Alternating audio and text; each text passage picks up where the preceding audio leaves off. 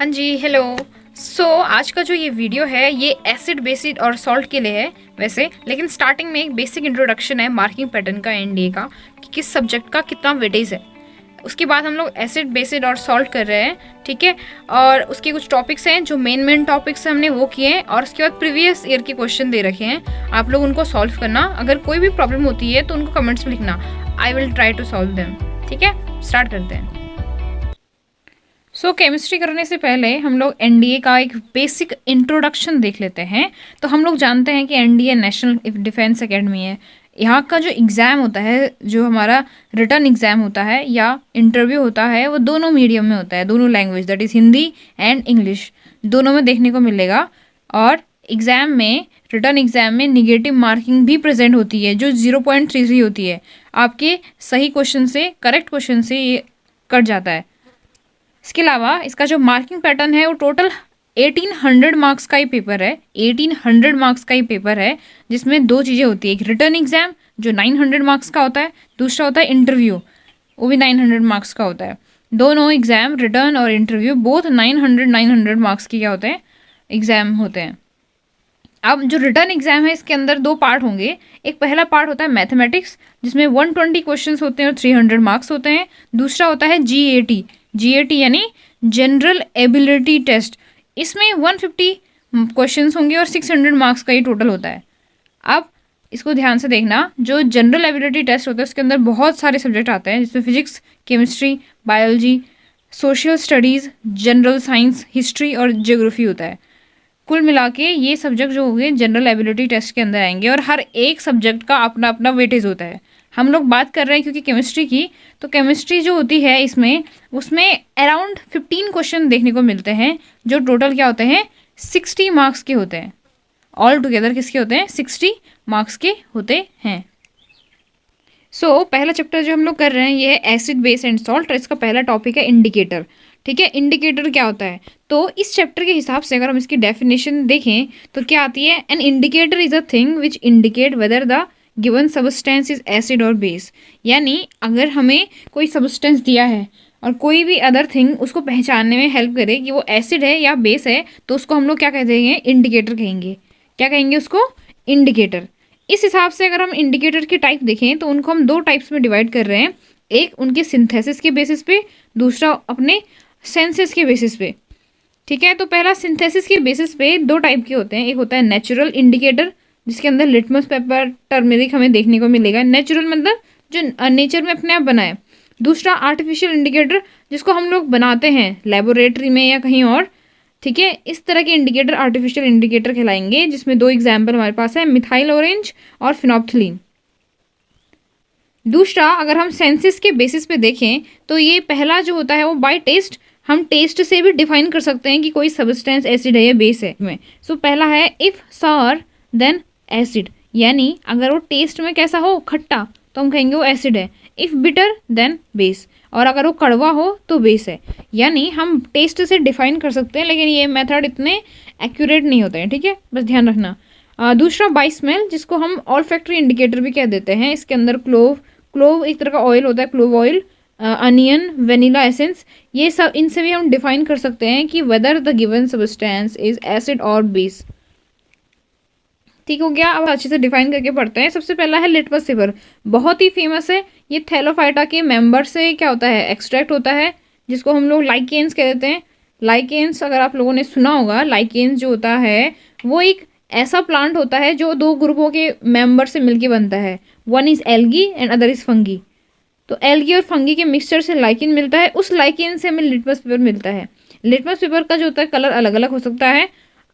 Acid अगर हमें पहचानना है लिटमस पेपर से, तो हम लोग क्या करेंगे, ब्लू लिटमस लेंगे और उसको एसिडिक सॉल्यूशन में डालेंगे। अगर वो रेड हो गया देन वो एसिड है। सेम बेस के साथ इस बार हम रेड लेंगे और रेड से वो ब्लू हो गया तो उसको हम बेस कहेंगे। अब आप लोगों को इसको याद करना है, इसका मैं एक सिंपल ट्रिक बता रही हूँ बेस वाले का, दैट इज बेलन।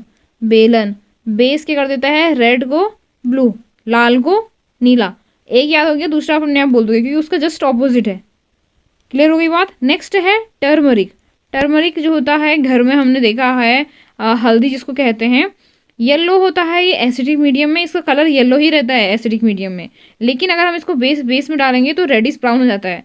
कभी भी कपड़े पे दाग लगाओ तो अगर हम उसको साबुन से धोते हैं तो वो कैसे कलर हो जाता है, रेडिश ब्राउन हो जाता है। लेकिन इसको ध्यान नहीं रखना कि जब दोबारा से हम इसको पानी में धोते हैं तो दोबारा ये येलो ही कलर का हो जाता है। ये एक इसकी खासियत है।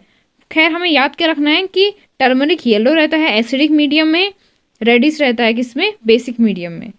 क्लियर हो गई बात। नेक्स्ट पे चलते हैं। नेक्स्ट है रेड कैबेज लीव्स। सामने इसका डायग्राम दिया हुआ है। इसका लीव्स जो होते हैं वो किस तरह के हैं, पर्पल कलर के हैं। ठीक है, इसको रेड कैबेज कह देते हैं। रेड कैबेज लीव्स भी जो होता है वो इंडिकेटर की तरह काम करते हैं। तो ये पहले तो हम इसका ये देखते हैं कि इसका पर्पल कलर होता क्यों है। तो कोई भी जो कलर होता है, चाहे वो इंसानों में हो, ह्यूमंस में हो, एनिमल्स, लीव्स, किसी में भी हो, उसका रीज़न कोई ना कोई पिगमेंट होता है। इसमें रेड कैबेज में एक पिगमेंट मिलता है, इसको एंथोसायनिन, या उसका दूसरा नाम होता है फ्लेविन। इसके कारण इसका कलर जो होता है वो कैसा होता है, पर्पल कलर का होता है। ये रेड होता है एसिडिक मीडियम में और ग्रीन रहता है किसमें, बेसिक मीडियम में। पर्पल से रेड हो जाता है एसिडिक मीडियम में और पर्पल से ग्रीन होता है बेसिक मीडियम में। क्लियर हो गई बात। इसके अलावा बहुत सारे अदर प्लांट में जो भी जिनके लीव्स भी इंडिकेटर की तरह काम करते हैं, जिसमें पिट्यूनिया, हाइड्रेंजिया होता है, लेकिन इनके नाम इतने इंपॉर्टेंट नहीं है। रेड कैबेज का आप लोगों को ध्यान रखना है। नेक्स्ट है मिथाइल ऑरेंज। ठीक है, मिथाइल ऑरेंज का जो कलर होता है वो जनरली रेड कलर का होता है और ये रेड ही रहता है किसमें, एसिडिक मीडियम में। मिथाइल ऑरेंज का जो कॉमन कलर होता है वो भी रेड होता है। जब हम उसको एसिडिक मीडियम में डालेंगे तो वो रेड ही रहेगा। लेकिन अगर हम उसको बेसिक मीडियम में डालते हैं तो उसका कलर कैसे होता है, yellow. Methyl orange red show करेगा एसिडिक मीडियम में, येलो शो करेगा बेसिक मीडियम में। फिनोप्थलीन जो होता है वो कैसा होता है, कलरलेस होता है। अगर आपको इसको डायग्राम दिख रहा होगा तो ये कुछ ये दिख है, कलरलेस। ठीक है, कलरलेस है ये किसमें, कॉमन इसका कलर कलरलेस है। लेकिन अगर हम इसको किसमें डालते हैं, एसिडिक मीडियम में, अगर हम इसको एसिडिक मीडियम में डालेंगे तो ये कलरलेस हो जाता है। ध्यान देना, अगर हम इसको किस में डालेंगे, एसिडिक मीडियम में, तो ये कलरलेस हो जाता है। जबकि ये बेसिक मीडियम में डालने पे कैसा होता है, पर्पल कलर का, पिंक कलर का हो जाता है। ठीक है, कैसा हो जाता है, पिंक कलर का हो जाता है। आगे चलते हैं। लास्ट इंडिकेटर हमारे पास है क्लोव ऑयल, जो आप सामने डायग्राम में देख रहे हो। तो इस क्लोव ऑयल के बारे में अगर आप लोगों ने कभी घर में देखा होगा, ये बीज आपको देखने को मिलता है, दैट इज़ लौंग। हम इसको कॉमन लैंग्वेज में लौंग कहते हैं। तो ये लौंग का तेल होता है क्लोव ऑयल। अब इसको हम कैसे डिफाइन करेंगे कि कोई भी मीडियम एसिडिक है या बेस है। तो होता है लौंग का जो होती है एक अपनी एक स्मेल होती है जो एसिड में वो मेंटेन रखता है। तो अगर कोई भी एसिड में हम इसको डालेंगे तो इसकी स्मेल को कुछ नहीं होगा, इससे आने वाले स्मेल को कोई चेंज नहीं होगा। लेकिन अगर हम इसको बेस में डालेंगे तो क्या होगा, कोई स्मेल नहीं आएगी। तो इससे हम डिफरेंस कर सकते हैं कि इसके बीच में एसिड और बेस के बीच में। तो ये था इसमें। तो यहाँ पे आपके इंडिकेटर्स खत्म होते हैं, जो इंपॉर्टेंट थे वो हमने सब देख लिए हैं। आप लोगों को उनका कलर और ध्यान देना है ये किस तरह से कलर चेंज हो रहा है उनका एसिडिक और बेसिक मीडियम में। अब हम लोग रिएक्शंस कर रहे हैं। रिएक्शन में सबसे पहला है विद मेटल। हम लोग एसिड और बेस की रिएक्शन मेटल से कराएंगे। तो इसको हम विद एग्जाम्पल समझते हैं। सबसे पहले हमने जिंक लिया है। जिंक क्या है, एक मेटल। हम इसके जिंक के दाने, जिनको हम ग्रेन्यूल्स कहते हैं, उनको एसिड में मिलाते हैं। जिंक के दानों को हम किससे मिला रहे हैं, एसिड में मिला रहे हैं। होगा क्या, क्या बन रहा है, जिंक सल्फेट, और साथ में क्या निकल रही है, हाइड्रोजन गैस निकल रही है। पर चलो ठीक है, इसमें हमने देखा हाइड्रोजन गैस निकल रही है। क्या ये सभी रिएक्शन में देखने को मिलता है, तो यस, हर रिएक्शन में आपको ये देखने को मिलेगा। जब भी कोई मेटल एसिड से रिएक्शन करता है तो क्या बनता है, हाइड्रोजन गैस इवॉल्व होती ही होती है। और इसको टेस्ट से भी हम लोग क्या कर सकते हैं, प्रूफ कर सकते हैं। हम लोग क्या करते हैं, जब भी रिएक्शन कराते हैं उसके बाद एक टेस्ट करवाते हैं कि whether the hydrogen gas is evolving और नॉट, हाइड्रोजन गैस निकल रही है या नहीं। तो क्या करेंगे हम, जो गैस निकलेगी उस गैस को हम लोग एक सोप सोल्यूशन से पास कराते हैं, साबुन की सोल्यूशन से पास कराते हैं। और फिर जब वो गैस ऊपर को आएगी तो वहाँ पे हम लोग कैंडल रख देंगे। तो कैंडल से एक कैसे कलर क्या आता है, एक पॉप साउंड आता है। पॉप यानी पट पट की आवाज़ आती है। यहाँ से ये चीज़ क्लियर हो जाती है कि उसके अंदर हाइड्रोजन गैस है। तो ये टेस्ट भी आपको याद रखना है कि हम हाइड्रोजन गैस का टेस्ट कैसे करते हैं। तो हम लोग क्या करते हैं, गैस को सोप सोल्यूशन के पास करा के उसके कैंडल से पास कराते हैं। तो कैंडल से एक साउंड आता है, दैट इज़ पॉप साउंड। वो ये चीज़ प्रूफ करता है कि जो मीडियम है उसमें हाइड्रोजन गैस इवॉल्व हुई या नहीं हुई। लेकिन अगर हम यही रिएक्शन बेस के साथ कराएं मेटल की, तो यहाँ पे देखो अगर हम जिंक की रिएक्शन सोडियम हाइड्रोक्साइड जो कि एक बेस है उससे करा रहे हैं तो सोडियम जिंकेट बन रहा है, that is Na2ZnO2, sodium zincate इसका नाम है ये, और साथ में हाइड्रोजन गैस निकल रही है। तो यानी सेम रिएक्शन होती है बेस और एसिड की मेटल से, तो आंसर है नो। ये जो रिएक्शन है ये बहुत ओकेजनली देखने को मिलती है, बहुत ही ओकेजनली, लेकिन ये रिएक्शन आपको मैक्सिमम टाइम पे देखने को मिलेगी। तो जो ये रिएक्शन है मेटल की एसिड के साथ, ये मेटल का एक कैरेक्टरिस्टिक रिएक्शन होती है, लेकिन मेटल का बेस के साथ ये कोई कैरेक्टरिस्टिक नहीं होती, ओकेजनली होती है, कभी कभी देखने को मिलेगी। ठीक है, नेक्स्ट चलते हैं। अगर हम यही सेम रिएक्शन मेटल की कराएं कार्बोनेट से या हाइड्रोजन कार्बोनेट से तो क्या देखने को मिलेगा, तो बेस रिएक्शन करते नहीं है, केवल कौन करता है, एसिड। तो देखिए हमने स्टार्टिंग में क्या किया, हमने रिएक्शन लिया, सोडियम कार्बोनेट लिया, उसकी रिएक्शन करा दी किससे, HCl यानी एसिड से, क्या मिला हमें, सॉल्ट, वाटर और कार्बन डाइऑक्साइड गैस। सेम अगर हम हाइड्रोजन कार्बोनेट से कराएं तो हमें क्या मिलता है, सॉल्ट, वाटर और कार्बन डाइऑक्साइड गैस। क्लियर हो गई बात। तो ये दोनों के केस में, कार्बोनेट और हाइड्रोजन कार्बोनेट के केस में हमें जो प्रोडक्ट मिलता है वो सेम मिलता है, किसके साथ, ओनली एसिड के साथ, सॉल्ट, वाटर और कार्बन डाइऑक्साइड गैस। सो हम इस कार्बन डाइऑक्साइड का भी टेस्ट कर सकते हैं। हम लोगों ने कहा कि इस रिएक्शन में दोनों केस में, चाहे वो हम लोग कार्बोनेट ले रहे हैं चाहे हाइड्रोजन कार्बोनेट ले रहे हैं, दोनों केस में कार्बन डाइऑक्साइड गैस इवॉल्व हो रही है। इस गैस की भी क्या होती है, इस गैस को प्रूफ करने का, वेरीफाई करने के लिए हम लोग क्या कर सकते हैं, इसका टेस्ट कर सकते हैं। कार्बन डाइऑक्साइड गैस का क्या कर सकते हैं, टेस्ट।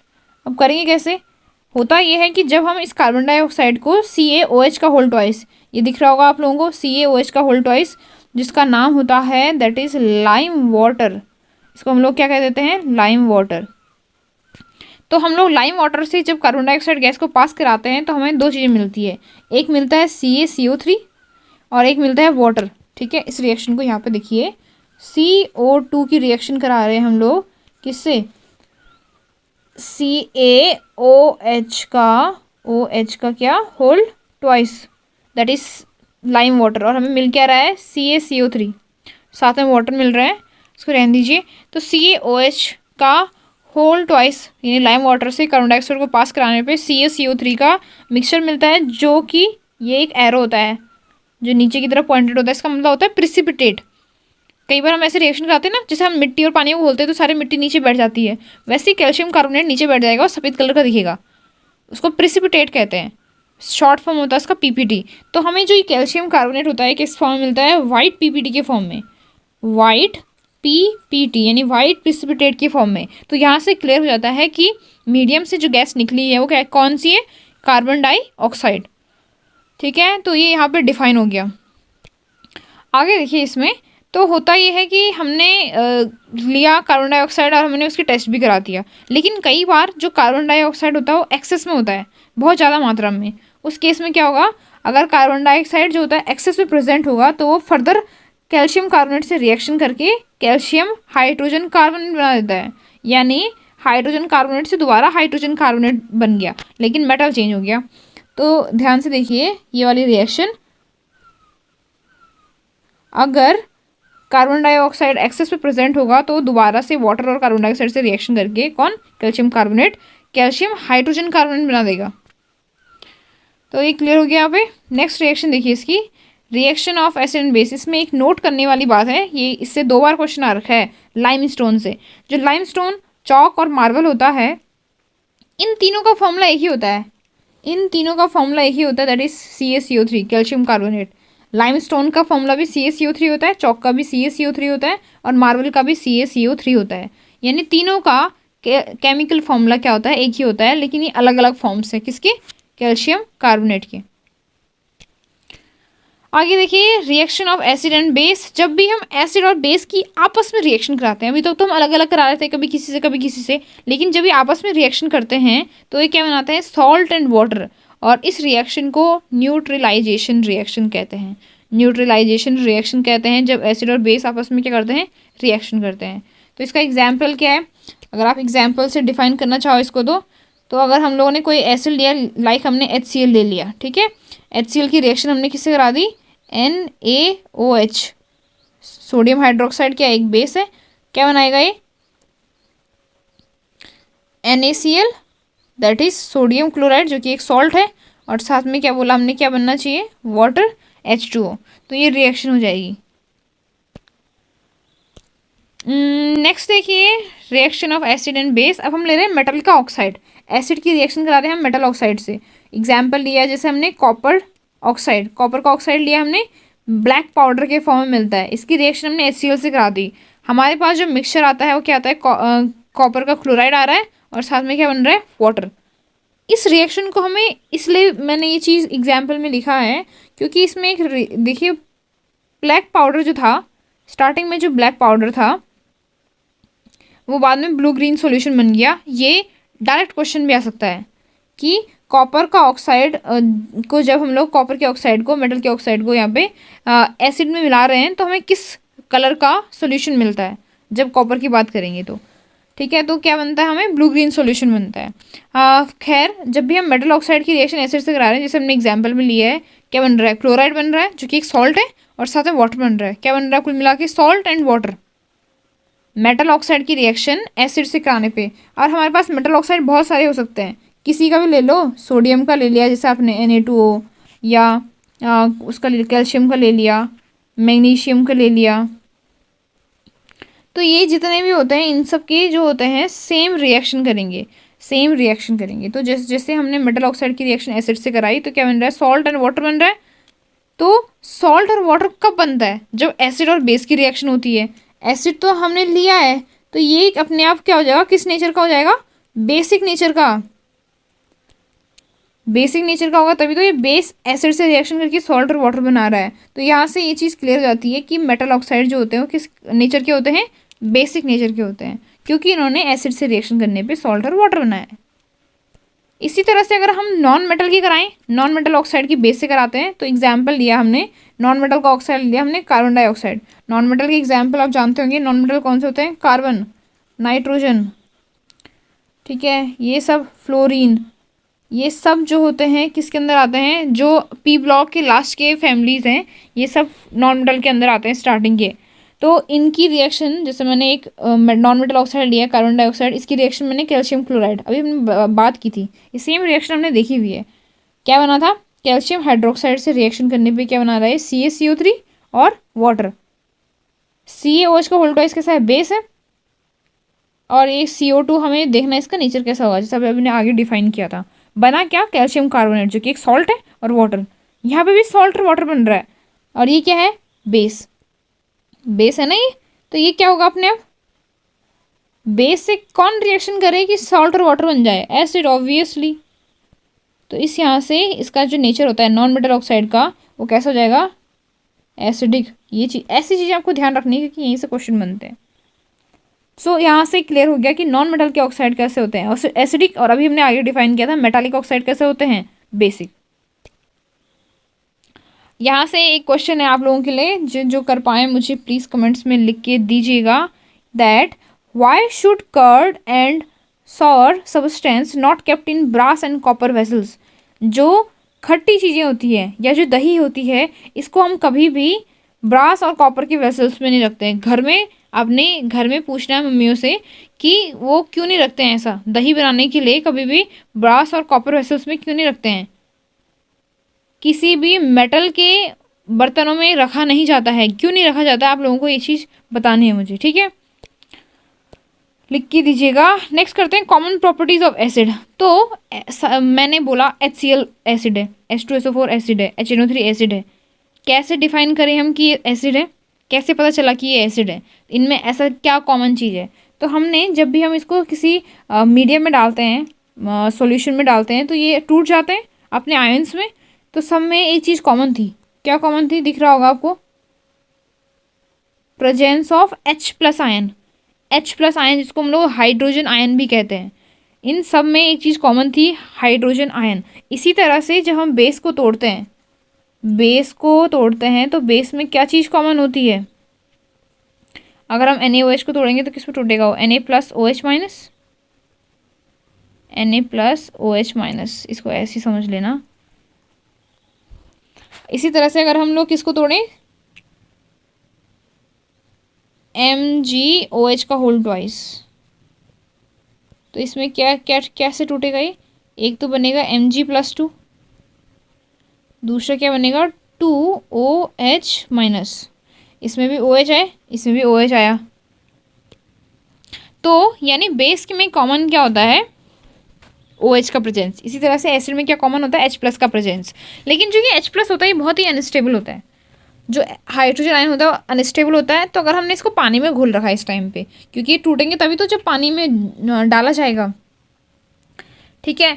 तो ये H+ आयन जो होता है वाटर के मॉलिक्यूल से रिएक्ट कर जाते हैं और एक नया कॉम्प्लेक्स बनाते हैं जिसको बोलते हैं हम लोग हाइड्रोनियम आयन। एक नया आयन बनाते हैं, सॉरी, जिसका नाम क्या होता है? Hydronium ion. H+ वाटर से रिएक्शन करते हैं और क्या बनाते हैं? H3O+ बनाते हैं। इसी को हम लोग क्या कहते हैं? हाइड्रोनियम आयन के नाम से जानते हैं। और ये बताता है कि मीडियम में हाइड्रोजन प्रेजेंट है या नहीं है, हाइड्रोजन आयन प्रेजेंट है या नहीं है। ठीक है, नेक्स्ट देखते हैं। एक वर्ड आता है एल्कली। एल्कली ये बेस ही होते हैं, लेकिन कौन से बेसिस को हम एल्कली कह सकते हैं? तो ऐसे बेस जो वाटर में सॉल्युबल होते हैं उनको हम लोग क्या कह देते हैं? एल्कली कहते हैं। और इनका नेचर कैसा होता है? सोपी, साबुन की तरह, बिटर, कड़वे और कोरोसिव होते हैं। कोरोसिव जानते होंगे आप लोग, इनका जो सरफेस होता है वो कैसा होता है? खुरदुरा होता है। कोरिजन तो सुना होगा, उसी का क्या है? एक फॉर्म है। Never taste because they cause harm. और ये बात आपको ध्यान रखनी है, इनको कभी भी टेस्ट नहीं करना चाहिए क्योंकि ये क्या होते हैं? हमारे लिए हार्मफुल होते हैं। इसमें लास्ट एक टॉपिक है इसमें, why an acid is slowly added to water. हमेशा जब भी हम लोग क्या करते हैं, एसिड और वाटर को मिक्स करते हैं, तो हमेशा बीकर में वाटर लेना चाहिए और उसमें डिप डिप करके क्या डालना चाहिए? वाटर डालना चाहिए, और वो भी स्लोली। तो इसका रीज़न क्या है? तो रीज़न ये है कि जो ये प्रोसेस होती है डिजॉल्विंग एसिड और basis with water is highly exothermic one, so care must be taken. क्योंकि बहुत ही क्या होती है? एक्सोथर्मिक होती है, बहुत ही हीट निकलती है, हाथ पैर जलने का डर होता है इसमें, ठीक है, हाथ मुंह जहाँ पे भी इसका प्रेजेंस हो।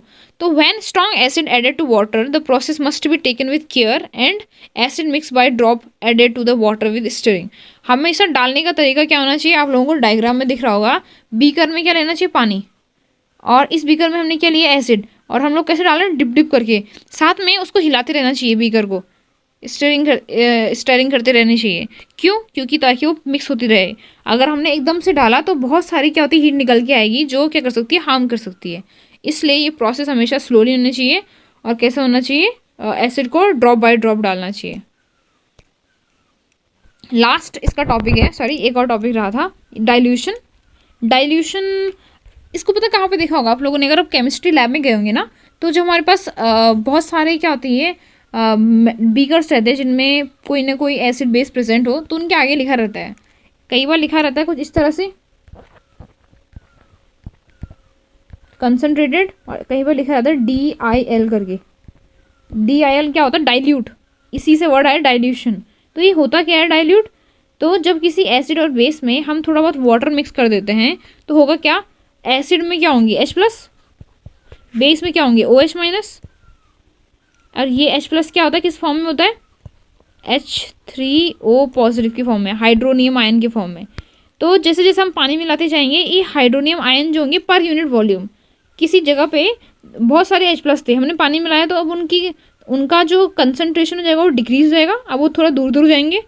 तो कुल मिला के पानी मिलाने पे H+ या H3O+ और OX- का कंसनट्रेशन घट जाता है पर यूनिट वॉल्यूम में।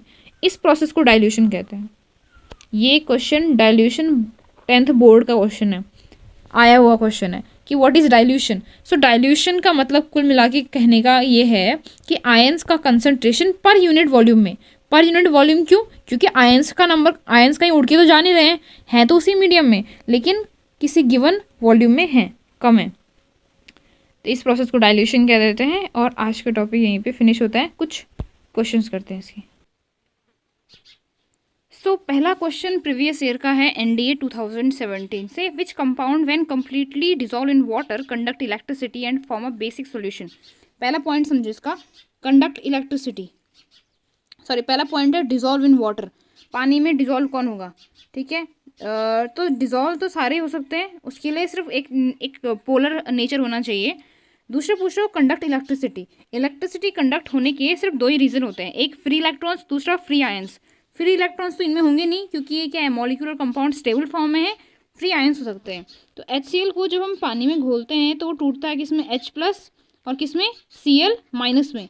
ऐसी CH3COOH एसिटिक एसिड किसमें टूटता है, CH3COO- और किसमें, H+ में। NaOH किसमें टूटता है, Na+ और OH- में। सब में आयन है, लेकिन जो मेथेनॉल होता है यानी CH3OH होता है, ये जो होता है ये डिसोशिएट नहीं होता है, इसके अंदर कोई आयंस नहीं होते हैं। ये केवल क्या होता है, ओनली सॉल्यूबल, ये केवल घुलता है, घुल सकता है पानी में, लेकिन ये टूटता नहीं है, डिसोशिएट नहीं होता है। तो पहले ये तो हट गया पहला ऑप्शन, क्योंकि कंडक्ट इलेक्ट्रिसिटी होना चाहिए, 3 ही कर रहे हैं। दूसरा है इसके बाद फॉर्म ऑफ बेसिक सॉल्यूशन, जो बेसिक सॉल्यूशन बनाता है। तो अगर आप लोग ध्यान से देखो तो हमने कहा था कि बेसिक सॉल्यूशन यानी इसमें बेस होना चाहिए, और बेस का एक कॉमन कैरेक्टर था, उसमें OH होना चाहिए, हाइड्रोक्साइड आयन होना चाहिए। इसमें क्या है, H+ ion acid, H+ ion acid, इसमें क्या है OH- आयन यानी हाइड्रोक्साइड। तो आंसर क्या हो जाएगा हमारा D, NaOH sorry sodium hydroxide.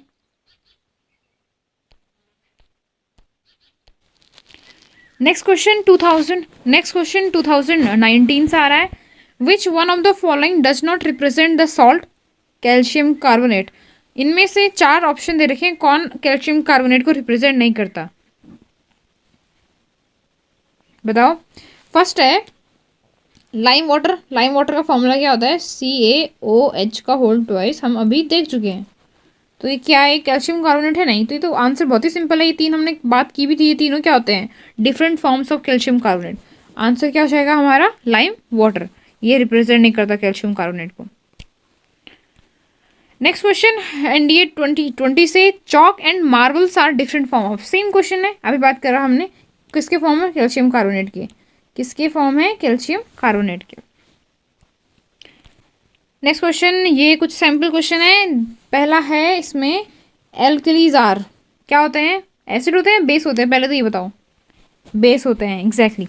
और कौन से बेस होते हैं जो कि क्या होते हैं, वाटर में सॉल्युबल होते हैं, इनसॉल्युबल होते हैं, सॉल्युबल होते हैं। तो आंसर क्या हो जाएगा, base which are soluble in water that are called alkalis.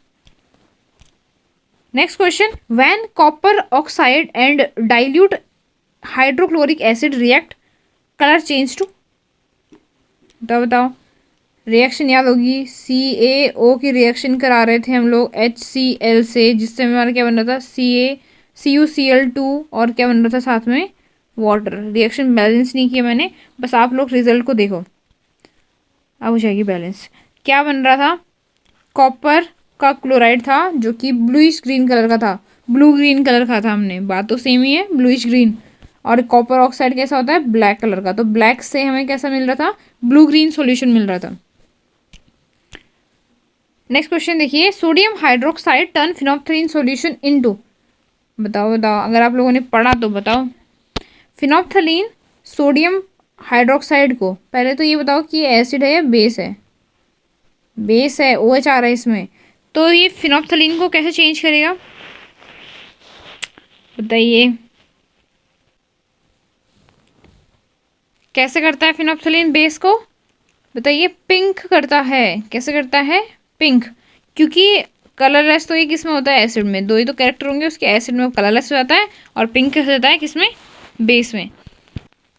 सो यहीं पे हमारा एक पहला पार्ट खत्म होता है इसका रिवीजन के लिए। आप लोग बताइए कि किस टॉपिक में आप लोगों को प्रॉब्लम हो रही है, वो हम लोग पहले करा देंगे, लेकिन फुल रिवीजन आपका इसमें होगा, ठीक है। Okay, thank you.